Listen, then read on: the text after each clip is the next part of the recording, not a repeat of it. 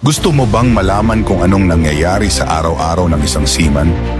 Tara, alamin natin ang seaman's daily routine.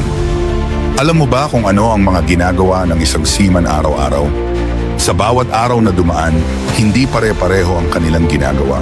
Pero may mga routine silang sinisiguradong sundin para maging maayos at ligtas ang bawat biyahe. Sa umaga pa lang, nagsisimula na ang trabaho ng mga seaman. Pagkagising nila, unang-una nilang tinitingnan ang kondisyon ng barko. Kailangan nilang siguraduhing okay ang mga makina, kargamento, at ang mga safety equipment. Kung may sira o kailangan ayusin, agad nila itong inaasikaso para walang problema sa biyahe.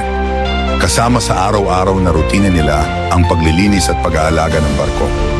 Mahalaga sa kanila na malinis at maayos ang paligid, hindi lang para sa comfort, kundi para rin sa kaligtasan ng lahat ng crew. Hindi pwedeng pabayaan ang maliliit na detalye. Pagkatapos ng mga inspection at paglilinis, may mga specific tasks naman silang ginagawa sa barko.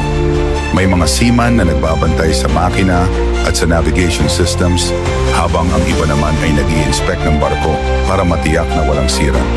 Mahalagang magtulungan sila, lalo na kung malayo sila sa pampang at hindi pwedeng magkamali. Isang malaking bahagi ng araw nila ang teamwork. Lahat ng crew ay nagtutulungan para maging maayos ang biyahe. Bawat isa ay may papel na ginagampanan, kaya't kailangan nila magtulungan sa lahat ng oras.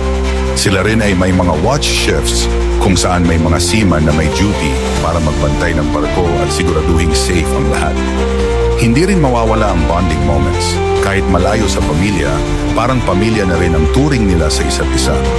May mga pagkakataon ng pahinga kung saan nagkakaroon sila ng oras para mag-relax, mag-usap at magkasama. And sa pagtatapos ng araw, pagkatapos ng lahat ng pagod at trabaho, magpapahinga sila para makapag-recharge at maging handa sa susunod na araw. For more content like this, don't forget to like, comment, follow, and subscribe for more. Thank you for watching.